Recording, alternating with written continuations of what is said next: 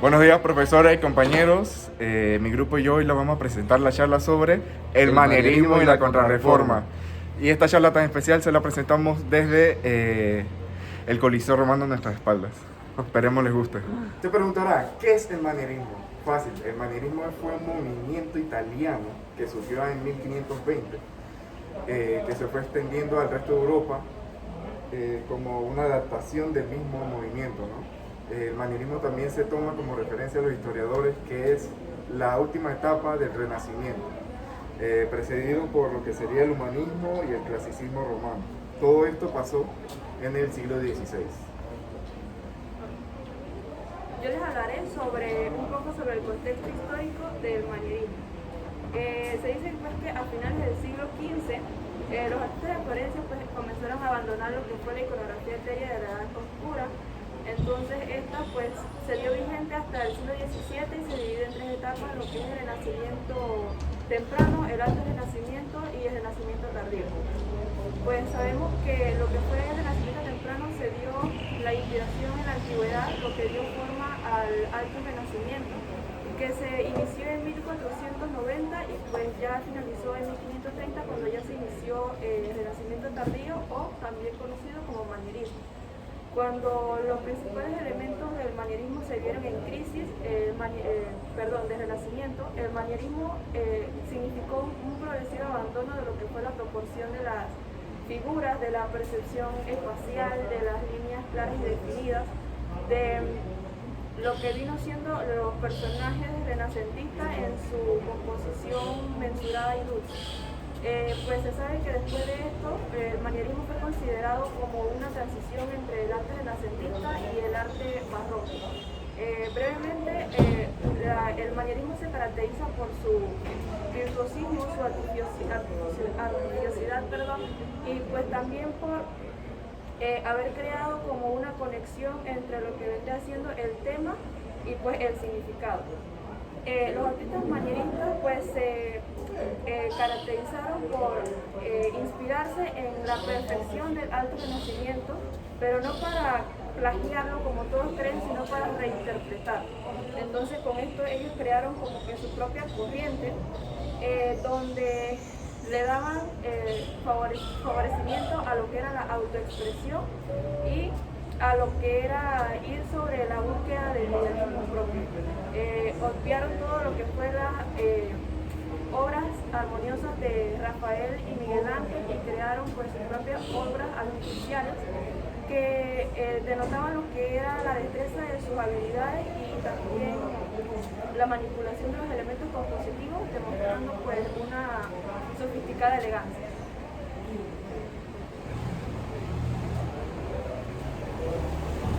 Bueno, entre las características principales que tiene el manierismo es que, como antes lo mencionó la compañera, el manierismo se interpreta todo lo que se refiere a lo clásico, no para interpretarlo, sino para reinterpretar una visión propia por encima de los cánones clasicistas.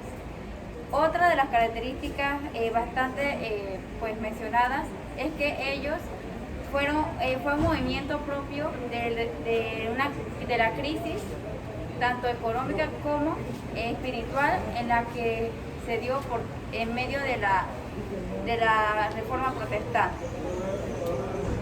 Visualmente, la característica del manierismo más visible es lo que tiene perspectiva infinita, también que utiliza colores que no son naturales, o sea, que son colores extraños, fríos y también muy extrovertidos. Otra de las maneras en que ellos representaban, los artistas pues representaban sus obras, eran pues a manera desproporcionada, ya que sus modelos adoptaban formas bastante extrañas, no tenían proporción y los iconos de la pintura y del modelado eran bastante alargados y también eran muy flexibles en cuanto a la visión del observante. Aquí en este tema también vimos que todo lo referente al manierismo se utilizó en base a pues ideologías propias y nuevas formas de reinterpretar el clasicismo. Hablando un poco de la arquitectura manierista rechazaba el equilibrio y la armonía, mantenía los elementos importantes como era la transgresión y la norma, mantenía también la naturaleza y el artificio y mantenía el signo y el subsigno, tomando en cuenta los elementos grotescos dentro de esta arquitectura, que se utilizaban mucho y era muy importante en el tiempo y en la época del Imperio Romano. Este tipo de arquitectura, el punto de fuga terminaba en la nada, como era utilizado en la arquitectura barroca. Entonces, esta mantenía lo que era que no terminaba sino en un punto, sino que terminaba en la nada. Los elementos verticales mantenían dimensiones completamente exageradas. Este estilo de arquitectura inició más que todo en lo que fue Roma y Florencia. Después se fue alargando hacia lo que fue Italia y por último se fue entonces propagando hacia todas las áreas de Europa, donde mantenía lo que sería áreas como España, Francia, Inglaterra y Bélgica, donde se mantenía más estilizado este tipo de arquitectura. En arquitectura se mantenía en edificaciones muy propias. Mantenía en uno de los jardines llamado el Jardín de Osirio, y este jardín era llamado el Jardín de los Monstruos o el Parque de los Monstruos, en donde se podía notar que mantenía en las entradas como si fuera la cara de un monstruo con la boca abierta. Esto era parte de este tipo de arquitectura que mantenía detalles grotescos en las entradas o en las partes donde uno podía acceder entonces a todas las edificaciones. Mantenía en muchos palacios lo que eran figuras irracionales y figuras fantasiosas. Y mantenía también figuras bizarras en las partes cuando uno podía entonces acceder hacia alguna de las edificaciones, mantenía todas estas figuras grotescas y figuras bizarras para prácticamente recibir hacia sus invitados. Bueno, ahora yo les hablaré un poco por lo que corresponde a la contrarreforma. Muchos se preguntarán qué fue la contrarreforma. La contrarreforma fue un proceso de renovación espiritual que se produjo dentro de la Iglesia Católica a partir de la década de 1540. También es conocida como la Reforma Católica. La contrarreforma se originó a partir de la necesidad de la Iglesia de reorganizarse y de plantear una estrategia frente a los avances que presentaba la Reforma Protestante. Además también uno de sus principales objetivos fue responder a los cuestionamientos y a las críticas de los propios cristianos católicos, con el objetivo de discutir las medidas necesarias frente a la crisis que estaba pasando la Iglesia Católica. Para esto, el Papa Pablo III hizo una concesión que se llamó el Concilio de Trento, que fue sesionado desde 1545 hasta 1563, donde se dio lugar en la ciudad de Trento, al norte de Italia. En estos cuestionamientos y durante este concilio se tomaron en cuenta muchos temas a tratar, como fueron la discusión de los cuestionamientos de Martín Lutero, y también se tomaron numerosas medidas para reforzar lo que fue la autoridad del papado, o sea, la autoridad del papa. También se manifestaron lo que corresponde a los dogmas de la Iglesia Católica y también se aprobaron lo que fueron las ceremonias religiosas con la participación de los sacerdotes para que estos mismos no se vieran apartados de sus principios religiosos. Algunas de las causas de la contrarreforma fueron las siguientes. Una de ellas fue la crisis moral, ya que los fieles pensaban que el papado había perdido sus valores morales con la Iglesia y esto hizo que los criticaras. Sin embargo, la contrarreforma protestante inicia en América en 1517 por Martín Lutero, quien es uno de los que provoca un conflicto y una división en tanto lo político con lo religioso, y esto hace que se crean dos bandos, una que apoyaba a la Iglesia Católica y otra que no la apoyaba. Sin embargo, tras esta divulgación de protestantismo, La Iglesia Católica se ve en la necesidad de desarrollar estrategias para llamar a nuevos fieles.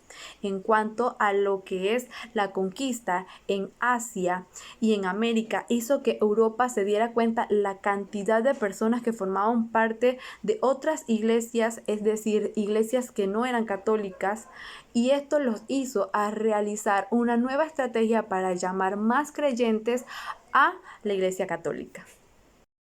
Consecuencia de la Contrarreforma. Tomó como relevancia la Inquisición. Implementan una institución que se encarga de perseguir y castigar a las personas que se salgan del dogma católico. 2. Fortalecieron las ordenaciones orientadas a la evangelización, como era la Compañía de Jesús. 3.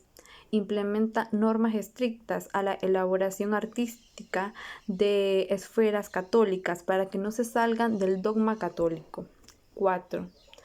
Hacen a un representante el único que puede leer la Sagrada Escritura. 5.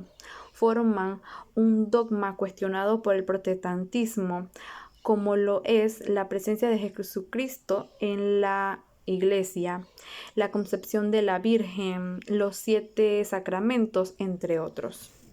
Durante la Contrarreforma no surgió un estilo como tal en la arquitectura, así como el estilo del romanticismo, del renacimiento, del gótico y todos estos estilos que hemos visto a través de nuestros estudios, sino que en la Contrarreforma se buscaba que el estilo de ese entonces fuera un medio propagandístico como lo fue los estilos que acabo de mencionar, para así fomentar la llegada de los fieles creyentes a la Iglesia Católica. La Contrarreforma pretendía una reorganización de lo que es la traza de Roma para un espacio de circulación más accesible para las personas las personas creyentes de la Iglesia Católica. Fue Sixto V, el Papa de ese entonces, y un arquitecto ingeniero, Domenico Fontana, que era el arquitecto en ese tiempo, en esa época, que tuvieron un papel importante en la transformación de Roma, porque trataron de realizar, se ocuparon de generar una red de avenidas rectas y claras que conectaran todos los puntos religiosos que había en Roma, todas las iglesias, los puntos importantes que eran visitadas por los fieles creyentes, que se conectaran en una sola red. Durante el periodo papal de Sixto V, él realizó muchas obras, no realizó obras, sino que modificó y construyó algunas obras en Roma. No pudo seguir porque en ese momento, en dicha construcción y modificación de obras, él falleció. Lo que sí, más adelante se terminó las obras.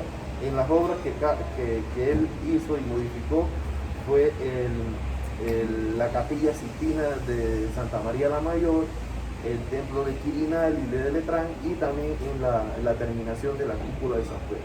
Esas fueron las obras más principales que hizo Sixto V en esa época. Entonces esos más o menos fueron la arquitectura que surgió en esa época. Entonces no se buscase que ese estilo de arquitectura fuera como un medio propagandístico como lo fue los otros estilos de arquitectura. Eso más o menos fue lo que sucedió en la Contrarreforma. Muchas gracias. Gracias por su atención.